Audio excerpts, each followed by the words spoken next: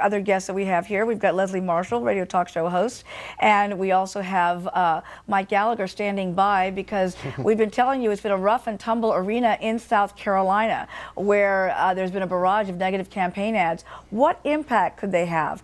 Joining us now to talk more about this are my two guests who are here ready to roll up their sleeves and do a rumble here together. Leslie, let me ask you straight off the bat, how do you rate these ads?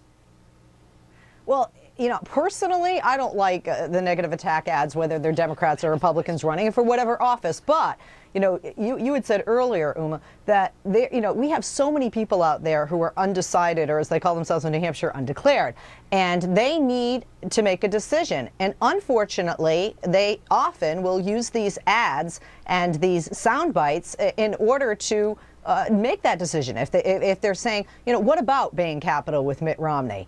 You know, how does Ron Paul really feel about our relationship with Iran, Israel, et cetera? So unfortunately, I think they're very effective, and that's why politicians keep using them. Let me ask you this, Mike. For those Democrats in the White House, these attacks, though, seem to be the gift that keeps on giving. Do you think it's going to cripple Romney's campaign if he wins the nomination going forward?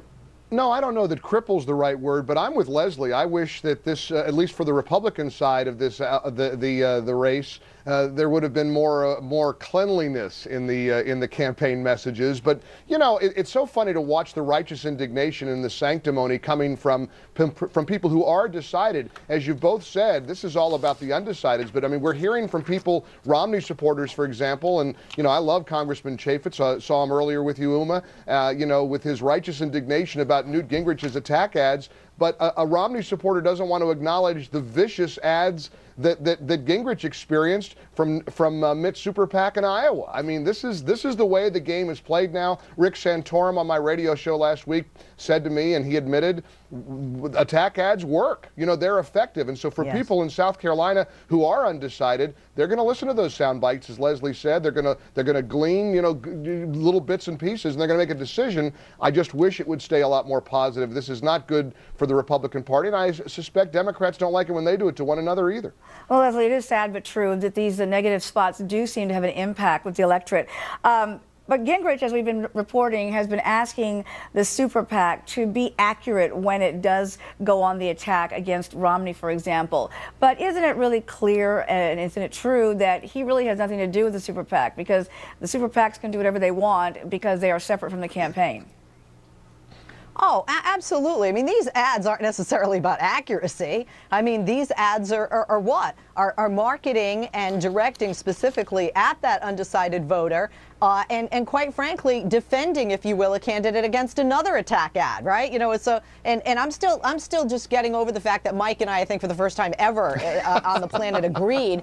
Sorry, I'm just, you know, This is a moment. This is a moment. No, but seriously, it's sort of like, you know, your mother wears army boots. Really? Well, your mother, and really, that's what it is. It's juvenile, but it is effective. And if it weren't effective, they wouldn't do it and spend so much money. But I've been talking to a lot of these campaign folks, and what really infuriated Gingrich were the attack ads in Iowa that he says were incorrect. For example, one of the Super PAC ads accused Speaker Gingrich of having supported an individual, you know, mandate for health insurance. He never did. He was angry because he said those attack ads were factually incorrect. Now, as for whether or not you know, the candidate knows about the Super PACs, come on. That's the biggest joke and the biggest myth in politics today. These Super PACs are staffed by people who have worked for the individual candidate. If you think the candidate isn't aware of the message that's coming out, I know that's the way the rules are set up and that's the way it's supposed to be, but believe me, they know what's happening in these Super PACs, and that's why Gingrich is saying, I want accountability. One thing I'll say for Newt,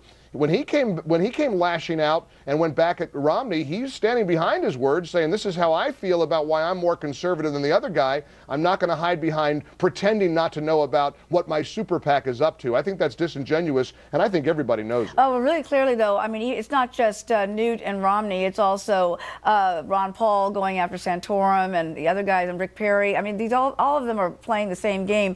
If we are talking about hypocrisy, though, Leslie, and dirty politics, to do whatever it takes to get votes, isn't that a turnoff to the folks upset with the way the process works? It really should be, but it isn't. I mean, because it has been so effective. I mean, even for, hey, Newt Gingrich was like, I'm not going to play that game.